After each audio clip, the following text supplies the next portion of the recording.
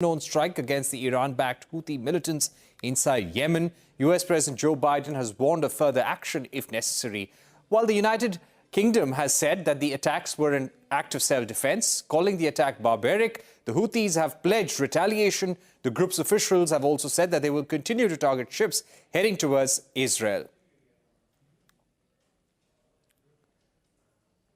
Joining us now to take this discussion forward is Navtej Sarna, former Indian ambassador to the United States, to the UK and Israel. Ambassador Sarna, thank you very much for being with us on Global Eye. Let me begin by asking you, is this a significant shift in Western policy towards the crisis in the Middle East, towards the Houthis, almost saying that a red line has now been crossed?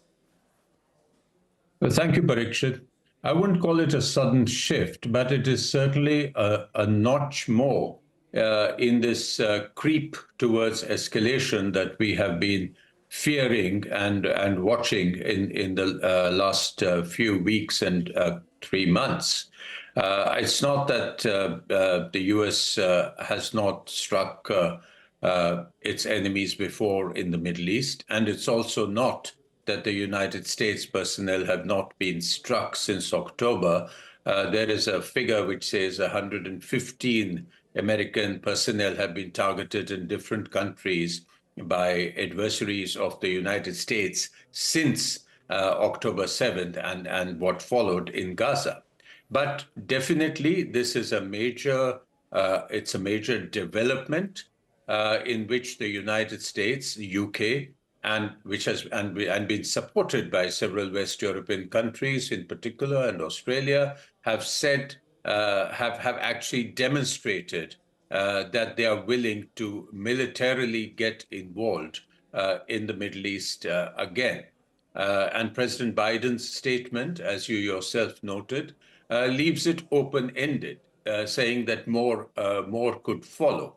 So yes, we are at the edge, I would say, of escalation of what was so far restricted to Gaza. We're on the edge of escalation is what you're saying. Ambassador Sarna, some experts and even in the US are saying that this is exactly the kind of provocation that the Houthis and some in Iran were looking for. Would you agree? Well, certainly, I don't know if they were looking for this, because so far Iran and its proxies, or more through its proxies, has been active, both through Hezbollah in a limited way, through the Houthis in the Red Sea, and through Iranian-supported proxies in Iraq and Syria. At the same time, I think there has been a certain amount of restraint because nobody really seems to be interested in taking on the might of the US.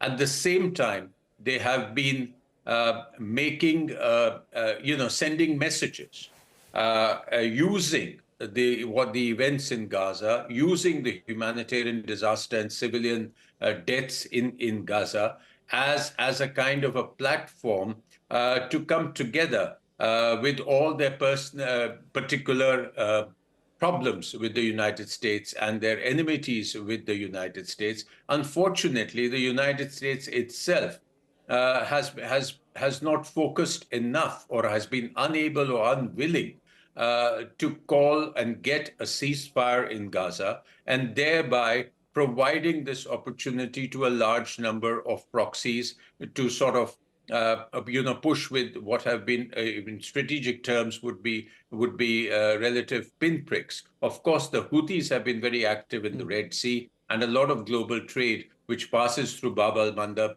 has been affected.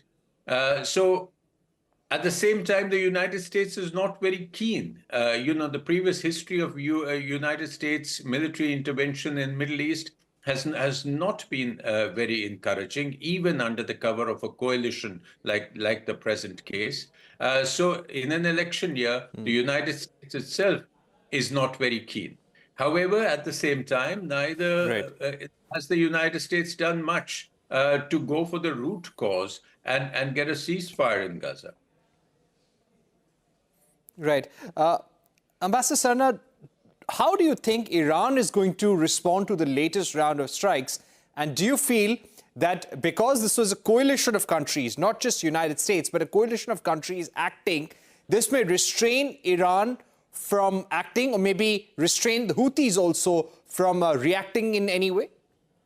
Well, I think the strikes, from what one reads, are very targeted, in the sense they are targeted to degrade the capability of the Houthis to do what they have been doing for the last couple of months.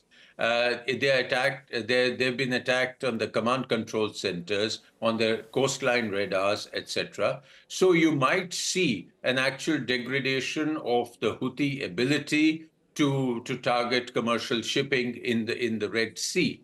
But I don't think this is going to deter the Houthis as a group, or in its rhetoric or its ambition. In fact, this will raise the profile of the Houthis. And there have been, there has been widespread criticism in certain areas about the strikes, of course, expectedly from Iran, but also other Arab countries like Oman and Jordan. The Saudis have been a bit circumspect because their own negotiations with the Houthis suddenly come into danger. Their sort of cold peace with Iran gets into danger. So, there are several fault lines there, which could open up if this escalates. Right. Ambassador Sarna, India was already under pressure to take sides as a result of the Ukraine-Russia war.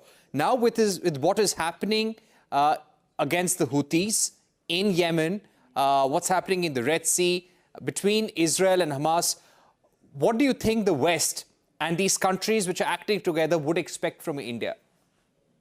I don't think it's a question of what these countries expect from India. Of course, there will be an expectation from every side that India should be supporting them. But I think Indian foreign policy is mature enough to act in its own national interests. And I haven't actually seen a statement today. Perhaps you have. But so we will see what they have to say. Right. Now, in terms of the threats to India, of course, one is energy sector volatility, energy prices going up, your maritime supply chain routes being impacted, container prices going up, insurance costs going up. But at the bottom of it all, how do we get impacted from a security point of view? In the last 1 month, there have been hijacking attempts. There have been drone strikes on merchant ships which were carrying a large number of Indian crew. What do you think is the larger message in all of this for India? Well, listen, no kind of instability, particularly in West Asia and the Gulf, can leave us unimpacted. We have a huge population of Indian origin there. The figure, every time you look at it, has increased. It could be 7 million, 8 million, or possibly more. We are involved in a tremendous amount of Indian Ocean trade. Bab al-Mandab, which has directly affected the Straits of Bab al-Mandab, carry about 15% of global trade. And a lot of it will pass through India or be heading towards India or going from India. So naturally, the costs and all that will go up. Besides that, the entire Arabian Sea, Indian Ocean region, which is a place where the Indian naval presence is significant, is strong, and has played an important role in maintaining security, anti-piracy, etc., becomes a volatile region. And none of this ultimately is good for us. And that is why, stability in the Middle East is crucial. Besides, of course, each of our bilateral relationships, whether it is with Iran, whether it is with UAE, whether it is with Israel, and whether it is with Saudi Arabia, not remain unimpacted. Yeah. Ambassador Sarna, because we're running out of time, I'd like to put in one quick question. Finally, because of what has happened last night with the attack on Houthi targets in Yemen, do you think this could lead to a war in the region, an all-out conflict? No, this is what I'm saying. It's one more step towards an escalation. There are several other issues.